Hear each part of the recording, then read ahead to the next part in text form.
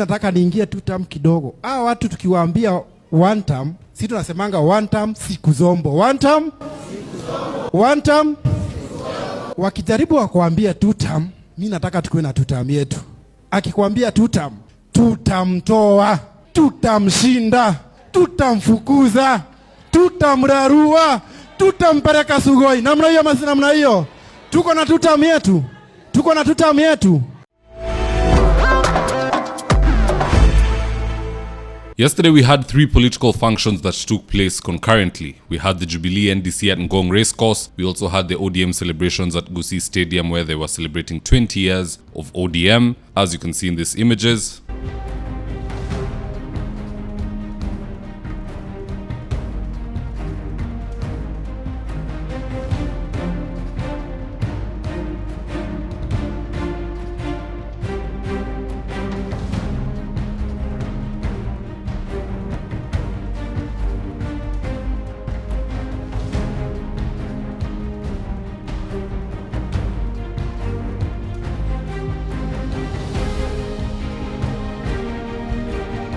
And we also had the PLP NDC at Ufungamano Hall in Nairobi, as you can see here.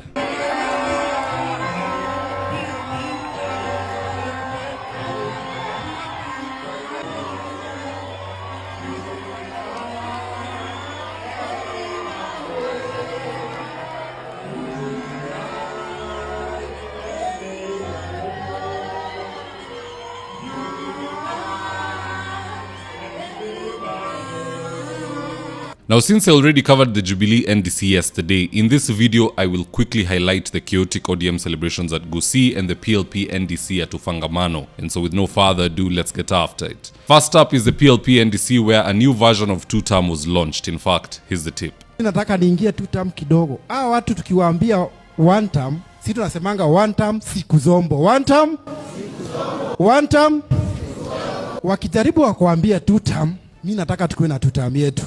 Akikwambia tutam, tutamtoa, tutamshinda, tutamfukuza, tutamrarua, tutampeleka sugoi. Namna hiyo masi, namna hiyo. Tuko na tutam yetu. Tuko na tutam yetu. I believe that will catch on like wildfire. Number 2, Gachagua hinted that Matiang'I is a Jubilee mold that has been sent to divide the opposition. Here's the tip. Let's be watchful and very alert. William Ruto knows his goose is cooked. He knows joint opposition will send him home by 10 a.m. and he has embarked on a very serious scheme to divide the opposition. Be alert. You'll see the next several days the kind of schemes he is having. Creating confusion in the opposition, buying people, dividing others. Let Kenyans stay alert. Luckily for us, Kenyans are very intelligent. They'll know. When they see a mole, they'll know. When they see somebody being used to divide the opposition, they'll know. Let Kenyans be alert. I guess it's over for Matiang'I. He refused to be his own man by launching his own party. So now he has to submit to Uhuru and do what he says. No one can trust him. It's sad, we've advised him time and time again to take the requisite measures to become a party leader, but he just doesn't want to do it. He is not his own man from how I see things. Number 3, PLP party leader Martha Karua stated that she's seeking a single-term presidency. Here's the tip.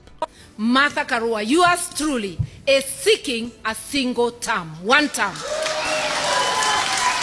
I believe that in 5 years it is possible to lay a foundation. Nobody will ever finish the job of making Kenya prosperous. That has to be the most selfless statement that I've ever heard from a Kenyan politician, that she just needs one term to lay a proper foundation for this nation. Although when it's all said and done, the question remains, if Karua gets the opposition ticket and then goes on to win the presidency, will she keep her word and go for one term? I don't believe it. Power is too sweet for anyone to relinquish, more so willingly. But maybe I'm wrong. Time will tell. Now let's head on over to the other confused side of ODM. Number 1, Kalonzo Musyoka was invited to Gusii Stadium by Raila Odinga personally, and he wrote back saying that, listen here guy, I got things to do, better things to do for that matter. Here's a tip. Raila Odinga ameniandikia barua, a very nice letter. My dear brother, as a founder member of ODM, all right, ninakualika kwa shughuli. There will even be a dinner event on the 10th.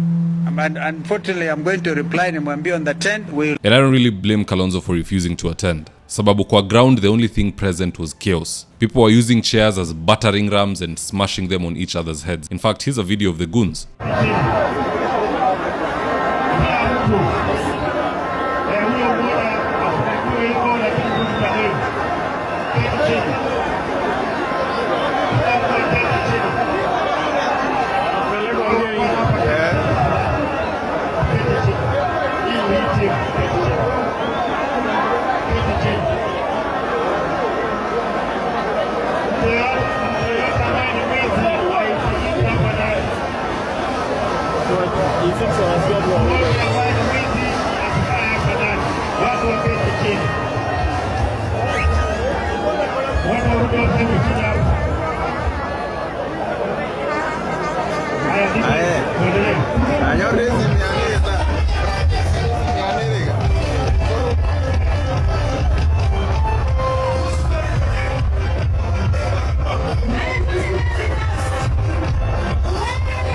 And that issue of fighting, it is always present in ODM. Sijui ni mapepo gani inaingia watu, because they've been brought there by their various leaders. Wamepewa kitu kidogo to be there. There is good music and good politics on the stage. What is it that you are fighting about? What's the logical explanation there? I really can't get it. This thing has been constant in each and every single ODM meeting. Whether ikue Wajir, ikue Kisii, ikue wapi, someone will have to explain that to us one day. Number 2, the host Governor Simbarati couldn't even talk. His entire 30 minutes on stage, he spent it telling goons to sit down and stop stealing.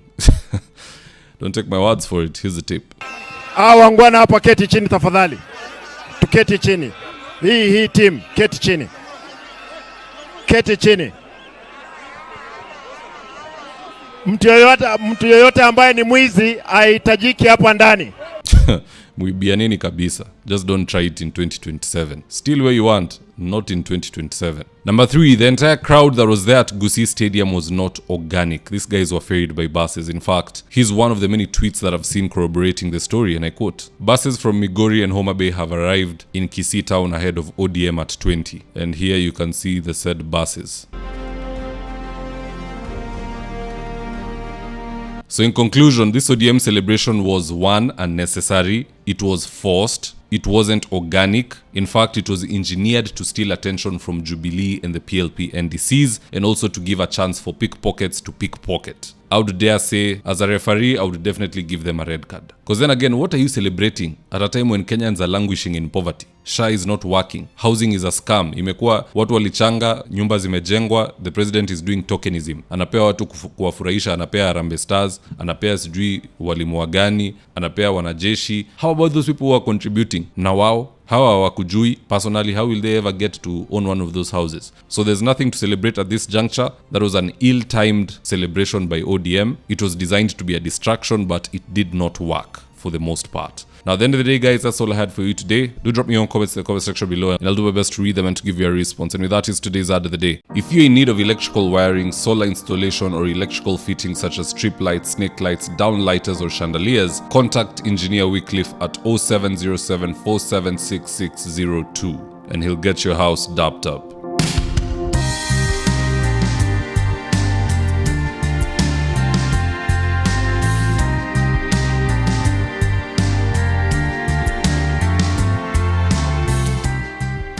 Now, if you're here for the first time, please go on and hit the subscribe button. And if you're watching for a different platform, just head on over to YouTube, search for David Wafula. Hit the subscribe button. You're going to be getting a ton of content of this nature. If politics is something you're passionate about, this is definitely the one channel that you really, really need to subscribe to.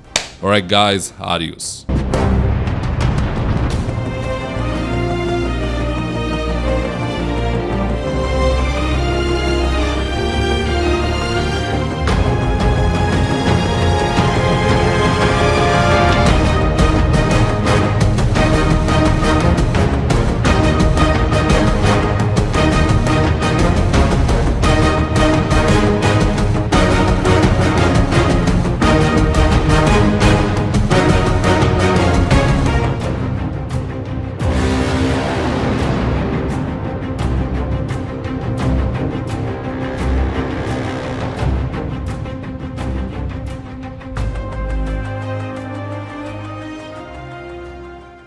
Thank you for choosing David Wafula as your primary news platform.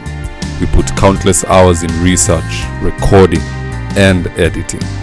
By showing up each and every day to watch our videos, you encourage us to generate more videos for the viewers. We are on a mission to inform, educate, and build a better tomorrow. To our thousands of followers in a world full of presidents, kings, and queens, you are the real gem. Adios.